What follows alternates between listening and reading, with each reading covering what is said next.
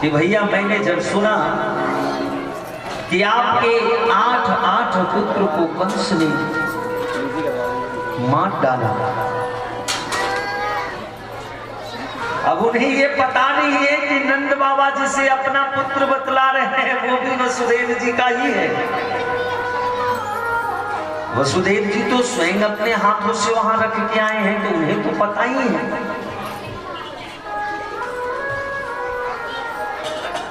वसुदेव जी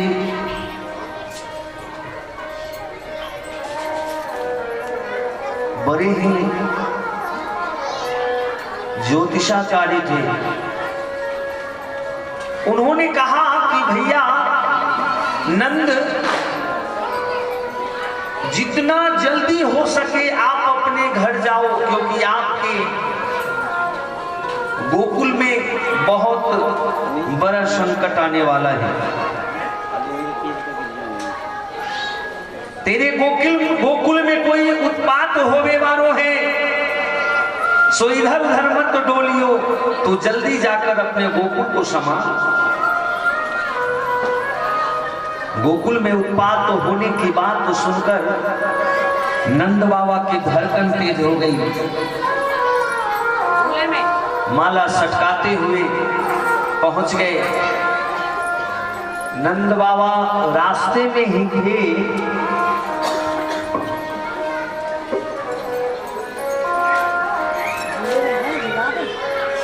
मन ही मन सोचते जा रहे कि हे नारायण, मोरे छोरा को रक्षा करियो।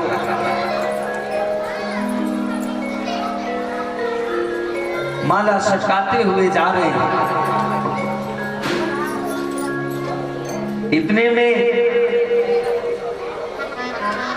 नगर ग्रामों को भ्रमण करती हुई बाल घातनी पूतना दिव्य सौंदर्य बनाकर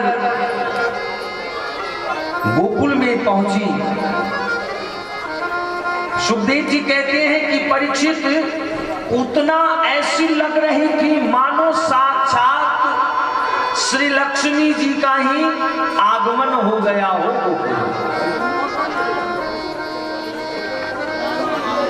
बोलो राधे राधे। नंद भवन में प्रवेश करी।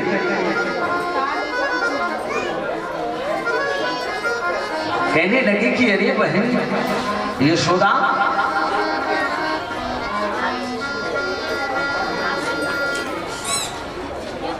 तुझे लाला हुआ और मुझे बतलाई तक नहीं। बहन देख, तू नहीं बुलाई तो कोई बात नहीं, मैं ऐसे ही आ गया तेरे लालो को आशीर्वाद दे।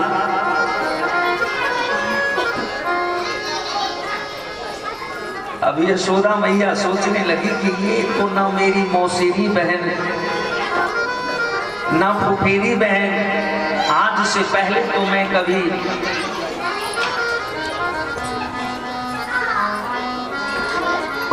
कभी भी मैं नहीं इसे देखी।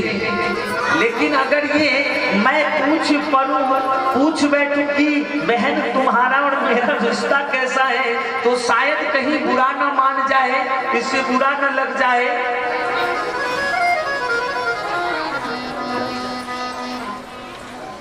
इसलिए कहीं कोई बात नहीं,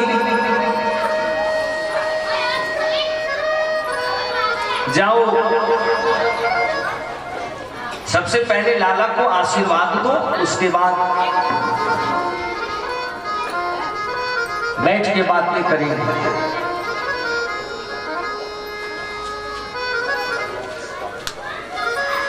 पूतना गई,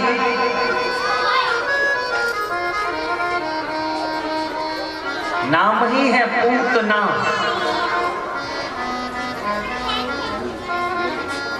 शुक्राचार्य जी कहते हैं कि जैसे ही भगवान पालने में सोए हुए थे,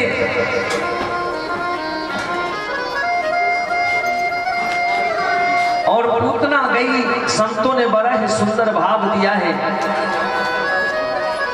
पालने में लाला को देखकर पूतना अपने गोद में उठा लिया।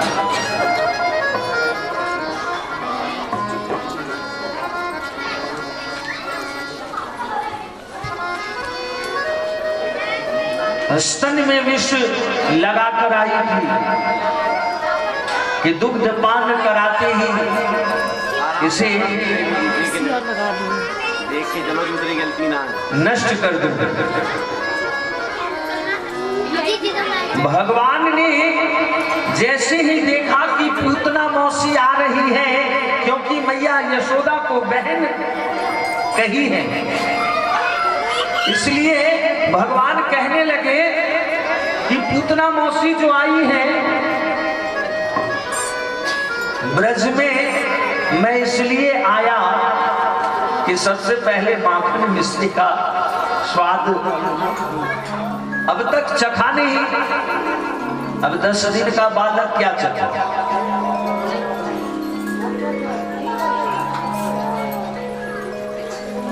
5-6 दिन का बालक जो है वो तो मातृ दुग्ध के सिवा और कुछ की 6 महीने तक नहीं जानता है, जब तक अन्नप्राशन संस्कार न हो।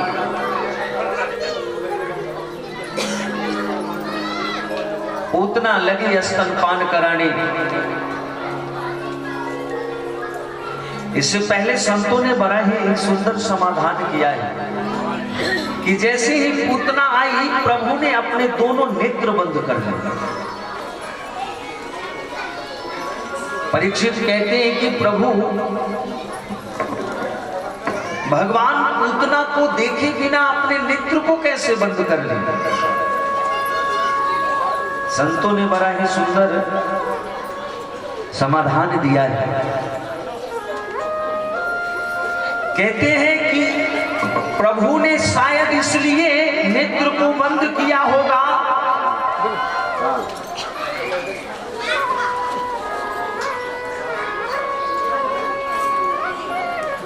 कि अगर भगवान के निज नैनों से अगर नैन मिल जाए तो शायद इसकी विचार न बदल जाए, क्योंकि भगवान ने कहा है, गोस्वामी जी लिखते हैं कि सन्मुख हो जीव मोहि जबरी, सन्मुख हो जीव मोहि जबरी। कहते हैं कि जीव जब ही मेरे समक्ष आके खड़ा हो जाता है, उसी क्षण उसका जन्म जन्मांतर कल्प कल्पांतर का जो अघ है वो मैं नष्ट कर देता हूं। एक भाव तो ये है, इसलिए प्रभु ने अपना नेत्र बंद कर लिया। दूसरा भाव देते हुए कहते हैं कि बताओ ये कैसी बाल घातनी है। एक तरफ मां का ये वात्सल्य दिखा रही है जो स्तनपान कराने आई है, और एक तरफ ये अपने स्तन में विष लगाकर आई है। और मां कभी बच्चों के प्रति शास्त्रों में वर्णन आया है, जो दुर्गा पाठ करते होंगे वो सभी जानते हैं कि कुपुत्रो जायेत क्वचिदपि कुमाता न भवति। पुत्र भले ही कुपुत्र हो जाए लेकिन मां कभी कुमाता। बोलो राधे राधे, जोर से बोलो श्याम मिला दीजिए घूम ले। आज आप लोग भोजन करके तो आई हो ना, मुझे ऐसा महसूस हो रहा है। बोली दीनबंधु भगवान की जय। आज पंचम दिवस है, कोई ऐसा दिन नहीं जो 4 घंटे 5 घंटे मुझे बोलना पड़ता है। उसके बाद भी मैं पूरी ईमानदारी से चाहता हूँ कि कथा और बस राधे राधे कहने में आप लोगों को आलस आ जाता है, और उसी से कल्याण होना है। क्योंकि ऐसे बिहारी जी को बुलाओगे तो कभी नहीं आएंगे। और किसी संतों ने कहा है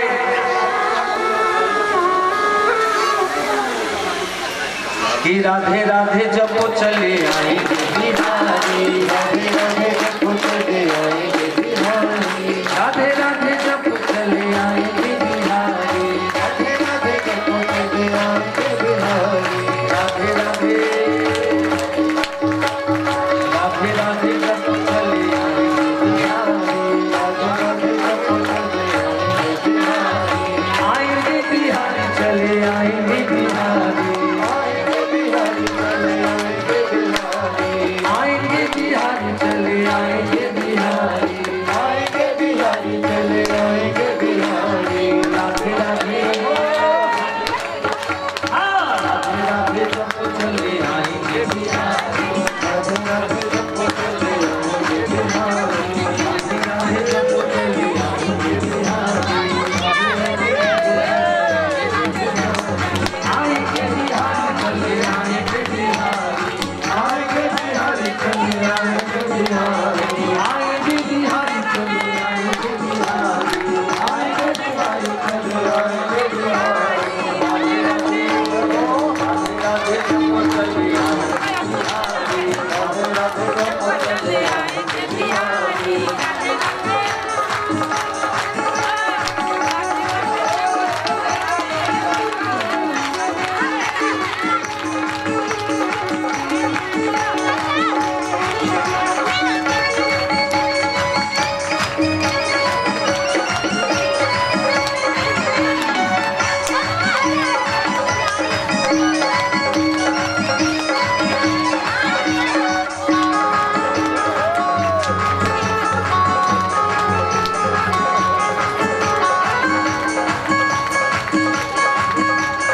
राधा मेरी चंदा चकोर है बिहारी, राधा मेरी चंदा चकोर है बिहारी, राधा मेरी चंदा चकोर है बिहारी, राधा मेरी चंदा चकोर है बिहारी, राधे राधे राधे राधे राधे राधे जब वो चले आएंगे बिहारी, राधे राधे जब वो चले आएंगे बिहारी, आएंगे बिहारी चले आएंगे बिहारी, आएंगे बिहारी चले आएंगे बिहारी, आएंगे बिहारी चले आएंगे बिहारी, आएंगे बिहारी चले आएंगे बिहारी, राधे राधे राधे राधे जब वो चले आएंगे बिहारी, राधे राधे जब वो चले आएंगे बिहारी, राधे राधे जब वो चले आएंगे बिहारी, राधे राधे जब वो चले आएंगे बिहारी।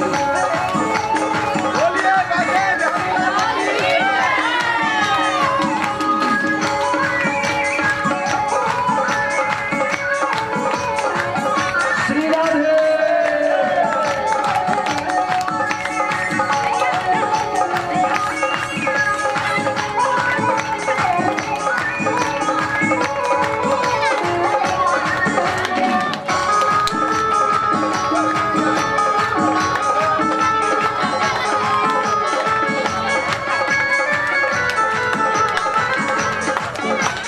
राधा राधा मेरी गंगा तो धार है बिहारी, ओ राधा मेरी गंगा तो धार है बिहारी, राधा मेरी गंगा तो धार है बिहारी, ओ राधा मेरी गंगा तो धार है बिहारी, राधा मेरी गंगा तो धार है बिहारी, राधा मेरी गंगा तो धार है बिहारी, धार है बिहारी तो धार है बिहारी, धार है बिहारी तो धार है बिहारी,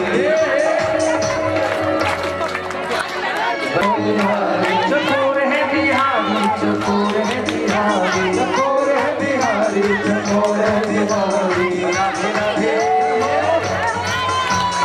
राधे राधे जब वो चले आएंगे बिहारी, राधे राधे जब वो चले आएंगे बिहारी, राधे राधे जब वो चले आएंगे बिहारी, राधे राधे जब वो चले आएंगे बिहारी, राधे राधे जब वो चले आएंगे बिहारी, राधे राधे जब वो चले आएंगे बिहारी, कृष्ण कृष्ण हरे कृष्ण कृष्ण कृष्ण हरे कृष्ण कृष्ण कृष्ण हरे कृष्ण हरे कृष्ण कृष्ण कृष्ण हरे कृष्ण कृष्ण कृष्ण हरे कृष्ण कृष्ण हरे कृष्ण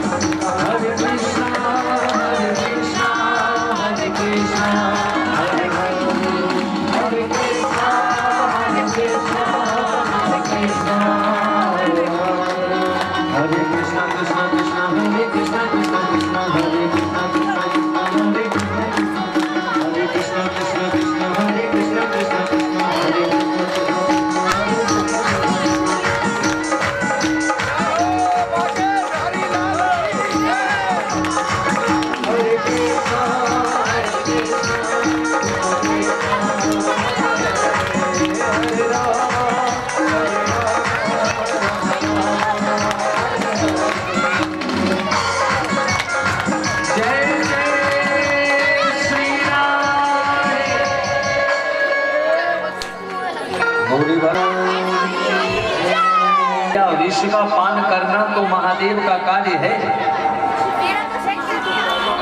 और जन्म लेने का अभी देर नहीं हुआ और ये मौसी आ गई विश्वास कराने के लिए।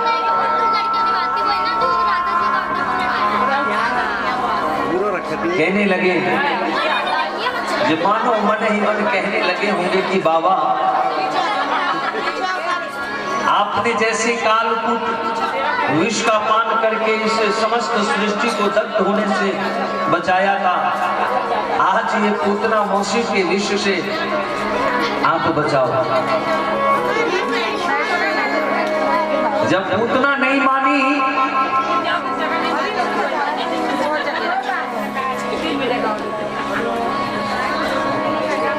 भगवान पहले तो विष का पान किए, फिर दुग्ध का पान किए, और दुग्ध पान करते करते उसके प्राणों का पान करना प्रारंभ कर दिया।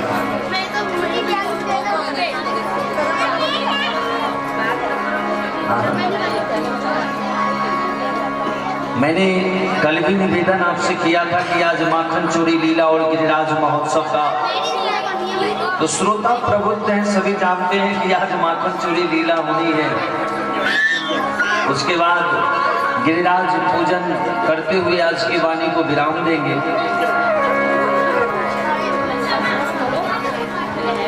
तो भगवान ने दुग्ध पान करते करते पूतना का प्राणों का भी पान कर गए। जब उसके प्राणों का पान करने लगे तो उसके मर्म स्थलों पर इतना दर्द होना प्रारंभ हुआ कि पूतना जोर जोर से चिल्लाने लगी कि छोड़ दो मुझे लाला, छोड़ दो। भगवान कहने लगे कि मौसी ऐसे तो मैं जगत में किसी को पकड़ता नहीं हूं, लेकिन एक बार जब पकड़ लिया तो फिर कभी छोड़ता।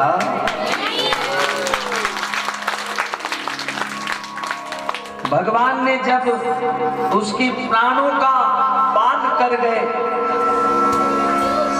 पूतना विकराल रूप में अपने रूप में आ गई और लाला को दर्द से कराहते हुए भवन से बाहर लेकर भागी।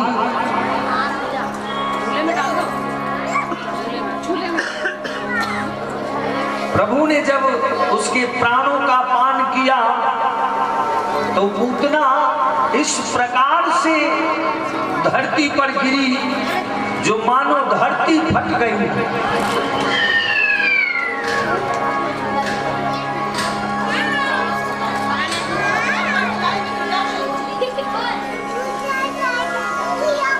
छह कोस तक जितने भी वृक्ष थे ना, सभी चकनाचूर हो गए। जब ये धम्म की आवाज मैया यशोदा के कानों में पड़ी तो जाकर देखने लगी कि लाला, मेरा लाला तो सही सलामत है, पालने में लाला नहीं।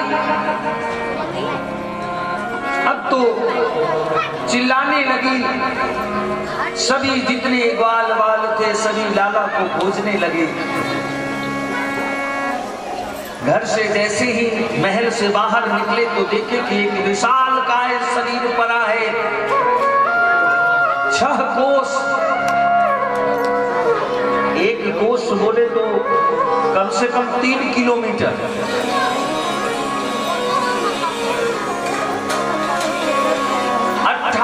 किलोमीटर लंबाई में पूतना का शरीर पड़ा है और उसके ऊपर भगवान बाल स्वरूप में बैठे हैं। इतनों सो कन्हैया दिखाई पड़ रहे हो। 18 किलोमीटर जिसकी लंबाई होगी तो चौड़ाई भी तो उसी हिसाब से। बोलो राधे राधे। अब हम लोगों की लंबाई अगर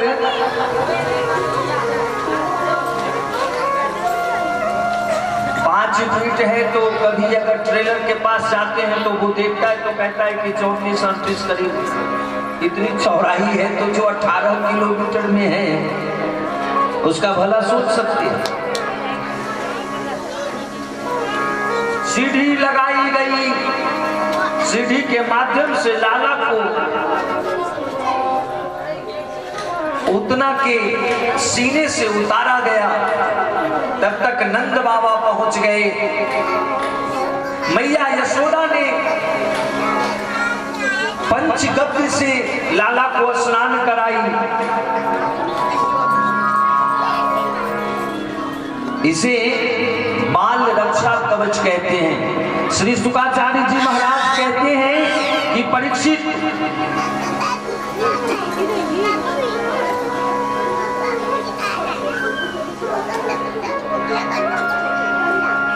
ये जो मैया यशोदा अभी कर रही है ना, अब तो शहरों में गैया मैया बहुत कम दिखाई देती है,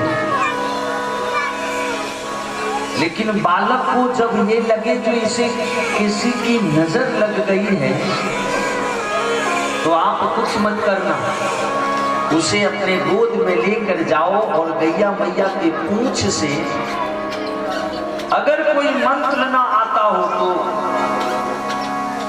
ओम नमो भगवते वासुदेवाय करके 3 बार बस उसके पूंछ से स्पर्श कर दो, उसकी समस्त बलाएं दूर हो जाएंगी।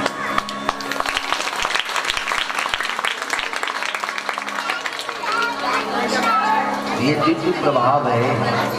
आज मैया यशोदा वही कर रही है। नंद बाबा आए और कहने लगे कि भैया वसुदेव जी ने मुझे जैसे ही कहा उसी क्षण से मैं माला सटकाते हुए आ रहा हूं कि हे गोविंद मेरे लाला की रक्षा करियो। और वही माला का प्रभाव है जो मेरा लाला सही सलामत है।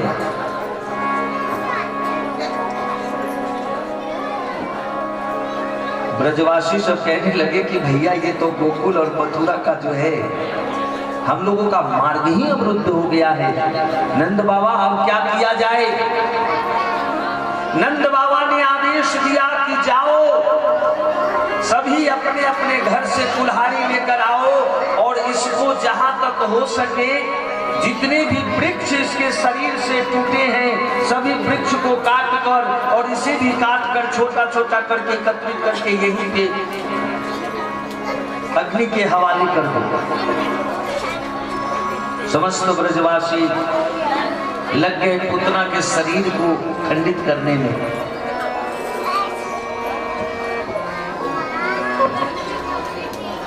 लगे जब पुतना के शरीर में शरीर को आग के हवाले किया तो शुकाचार्य जी कहते हैं कि परीक्षित पुतना के शरीर से इतनी सुगंध निकल रही थी जिसका वर्णन नहीं किया जा सकता है।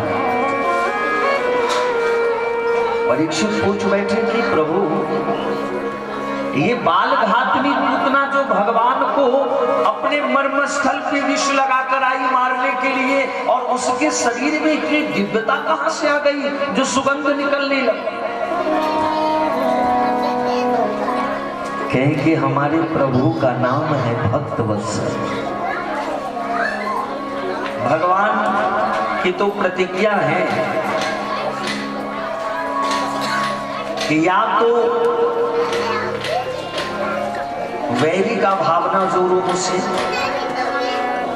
नफरत करो या प्रेम करो, दोनों में कल्याण है। भक्त को तो भगवान बहुत परीक्षा लेते हैं, लेकिन जो भगवान का शत्रु होता है उसके पास सबसे पहले आते हैं।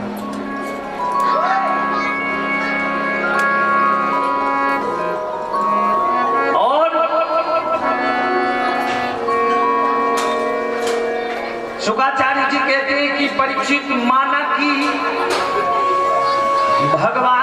ये विषपान कराकर मारने के लिए ही आई थी, लेकिन कार्य तो एक माता का ही की। स्तनपान वात्सल्य के भाव से ही तो लोग कराते हैं। और प्रभु ने कहा है, गोस्वामी जी लिखते हैं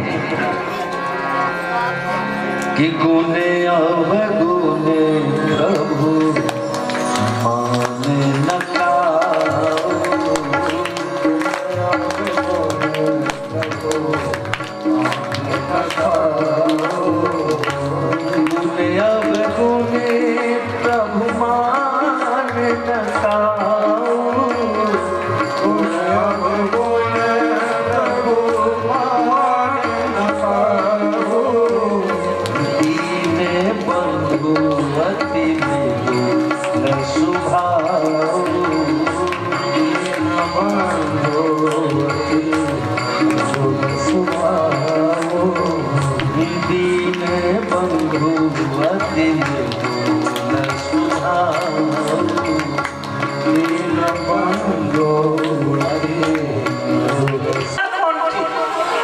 जिसे भगवान ने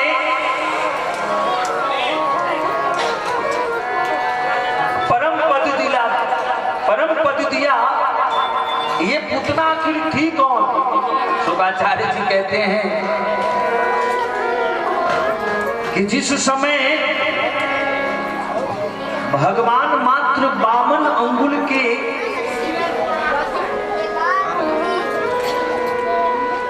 रूप में राजा बलि के पास गए थे 3 पग भूमि मांगने के लिए। ध्यान देना,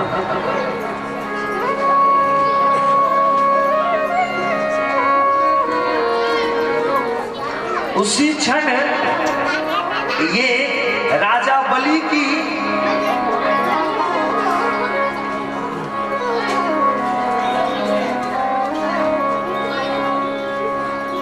दो जगह वर्णन आया है। गर्ग संहिता में कन्या शब्द का प्रयोग किया गया है और श्रीमद् भागवत महापुराण में पुत्री शब्द का प्रयोग किया गया है। ये पूर्व जन्म में राजा बलि की पुत्री रत्नमाला थी।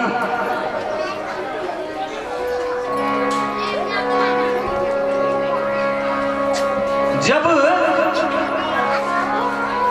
भगवान के 52 अंगुल का ये स्वरूप को देखा तो इसके मन में ये लालसा उत्पन्न हुई कि काश मेरा भी लाल इतना ही खूबसूरत होता।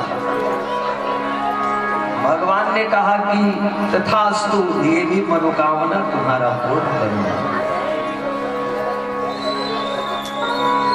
प्यारे भक्तों, जब राजा बलि से 3 पग की याचना करी और वो विकराल रूप में 2 पग में समस्त लोक को नाप लिए, अब कहे कि अब बता बलि तीसरा पग कहां रखो। गरुड़ को आदेश दिए, बलि को बंधन में बांध कर पटक दिया। कहे कि अब ये तीसरा पग मैं अपना कहां रखूं। बलि बोला कि प्रभु दान बड़ा होता है कि दानी बड़ा होता है। भगवान बोले कि बड़ा तो दानी ही होता है।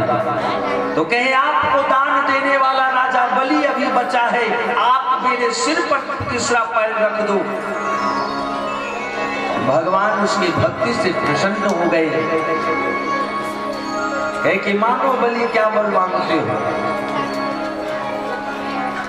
हे प्रभु, अब आपको देखने के बाद इस दास के मन में कोई लालसा ही नहीं।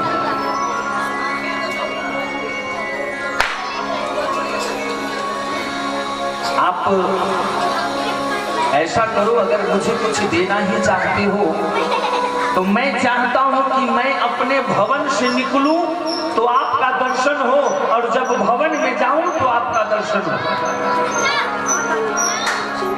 भगवान ने कहा कि ये तो बहुत बड़ा ड्यूटी लगा दी।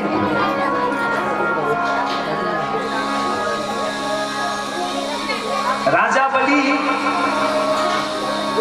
सत्क्रतु होने के लिए 99 यज्ञ कर चुके थे, और जो 100 यज्ञ कर लेता है वो इंद्र की पदवी को प्राप्त कर लेता है। और देवताओं के अनुरोध पर 100वां यज्ञ पूर्ण होने से पहले ही भगवान बटुक वामन के रूप में पहुंचे हैं।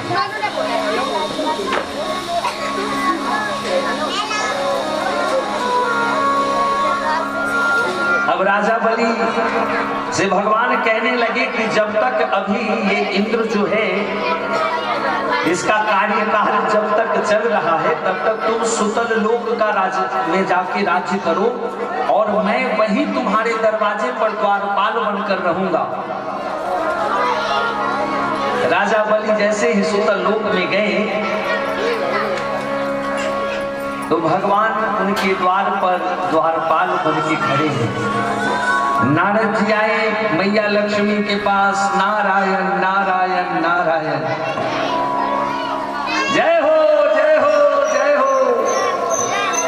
मैया लक्ष्मी कहने लगी कि नारद जी आज बहुत प्रसन्न नजर आ रहे, क्या बात है? कि जो जैसा मैं था ना अब वैसा आप भी हो गई हैं। आपको पता नहीं है आपके पतिदेव विदेश में जाके नौकरी खोज लिए हैं क्या? हाँ, ऐसे ऐसे वो सुतल लोक में राजा बलि के दरबार में जो है सो द्वारपाल का जो है सो नौकरी आज से ही करना प्रारंभ कर दी।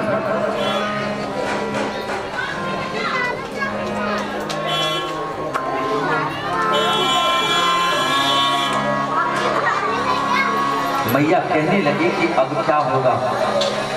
नारायण अगर यहां ना रहे तो मेरा क्या होगा? नारद जी कहे कि देवी ज्यादा तो मैं कुछ नहीं कह सकता, लेकिन इतना कह सकता हूं कि राजा बलि का कोई बहन नहीं है।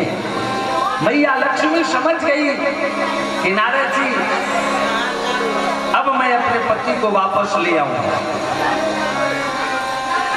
राजा बलि के राज्य में जाकर मैया एक स्त्री के वेश में जाकर बैठकर रोने लगी।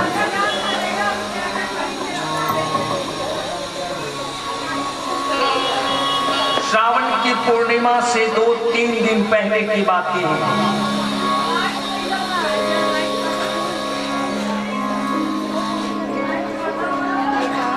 मैया रो रही थी, राजा बलि उसी रास्ते से गुजर रहे थे।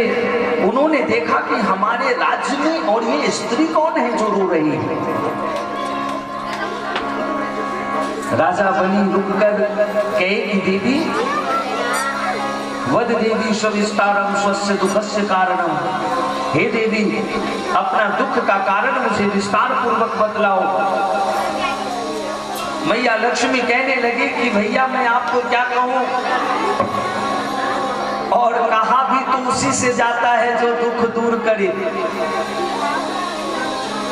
नहीं तो किसी कवि ने लिखा है कि सुन अठलई है लोग सब बांट नली है कोई।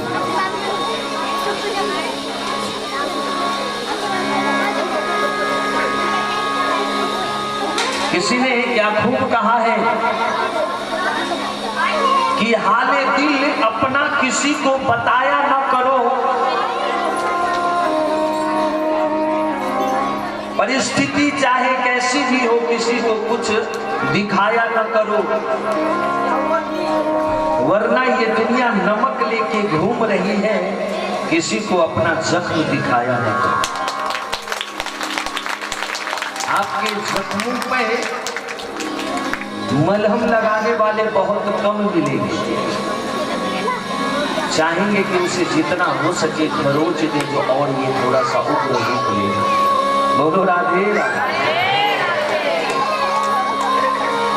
आपसे कहकर मैं क्या करूंगी? मैया लक्ष्मी कहने लगी, राजा बलि ने कहा कि बतलाओ तो सही।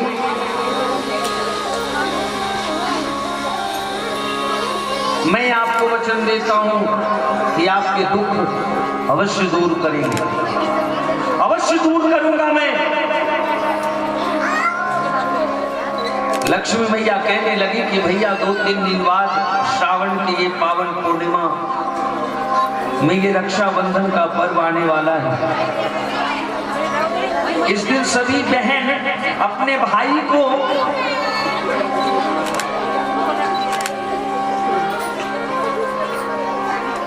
राखी बांधते हैं और मेरा कोई भाई ही नहीं।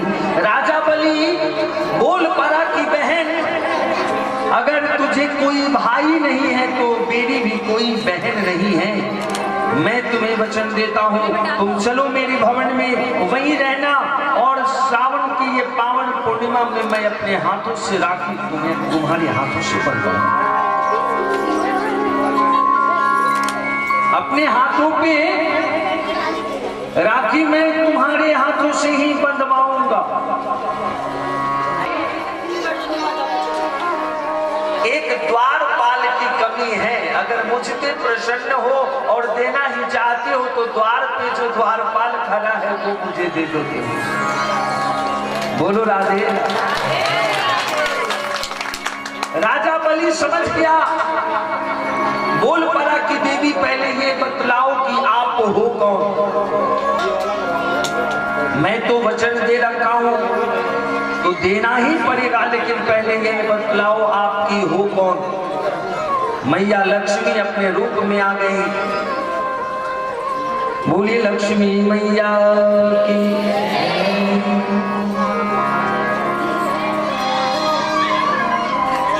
श्री शुकाचार्य जी महाराज कहते हैं कि परीक्षित, बलि से बड़ा धनवान इस सृष्टि में और कौन हो सकता है। जिसपे लक्ष्मी की कृपा दृष्टि पड़ जाए वो निहाल हो जाए और जिससे उनकी कृपा दृष्टि हट जाए वो बेहाल हो जाए। और वो आज लक्ष्मी के पति नारायण उसके दरवाजे पर द्वारपाल बना खड़ा है और आज ये लक्ष्मी जो है उनके सामने खुद मांग रही है।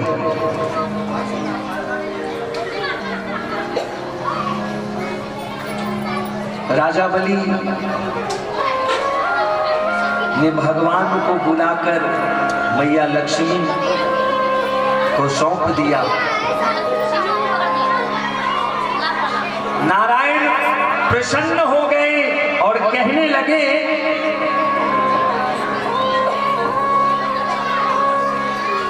कि बलि जा, मैं तुझे ये वरदान देता हूं कि इस सृष्टि में अगर जब भी दान की बात हो, शांति बनाए रखे भैया।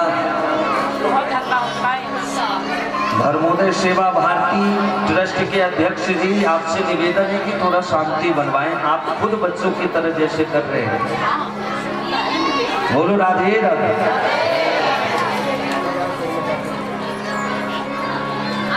मैया कहने लगी, लक्ष्मी मैया और नारायण कहने लगे कि बलि आज के बाद अगर महादान की बात हो तो सबसे पहले तेरा नाम आएगा, उसके बाद दान शब्द जुड़ेगा।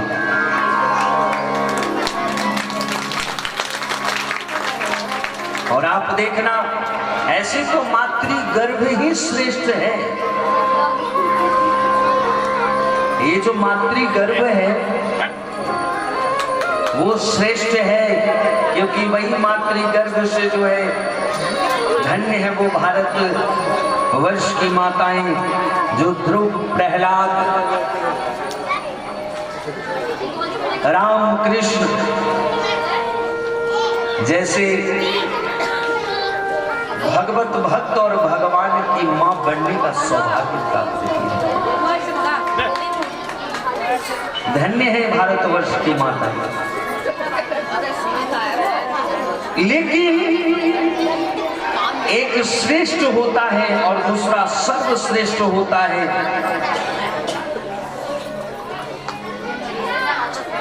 तो ऐसे तो सभी मातृ गर्भ श्रेष्ठ है, लेकिन सर्वश्रेष्ठ वही माता का गर्भ माना जाएगा जिसके गर्भ से या तो धर्म रक्षक पुत्र जन्म ले या राष्ट्र रक्षक पुत्र जन्म ले।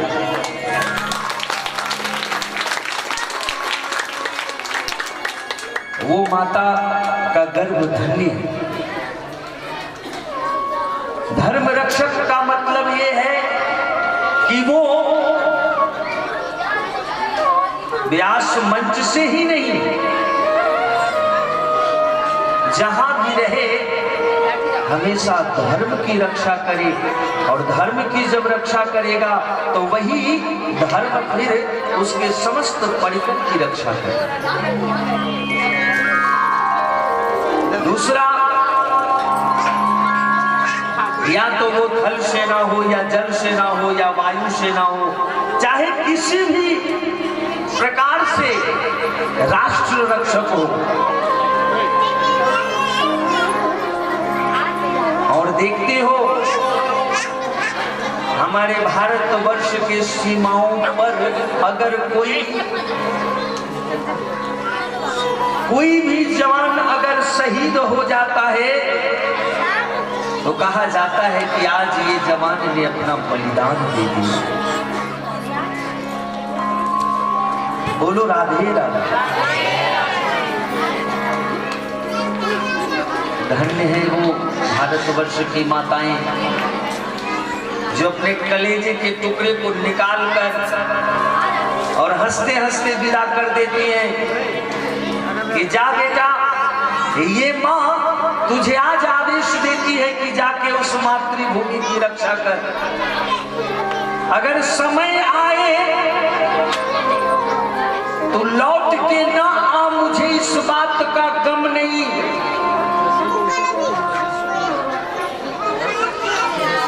तुम लौट के नहीं आना, इस बात का मुझे गम नहीं, लेकिन कभी भी दुश्मनों से लोहा लेते हुए पीठ नहीं दिखाना, नहीं तो तेरी माँ का ये दूध जो है इसका कर्ज अधूरा हो जाएगा। उन वचनों को ध्यान में रखते हुए वही पुत्र हंसते हंसते अपने सीने पर दुश्मनों की गोली को झेल जाता है।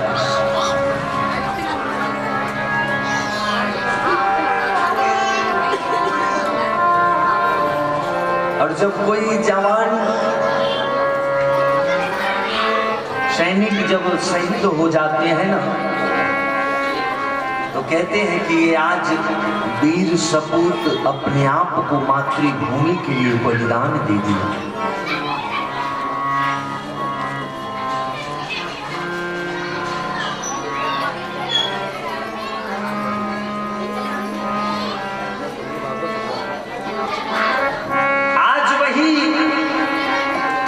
रत्नमाला जो बलि की पुत्री है, जैसे ही भगवान ने कुछ मांग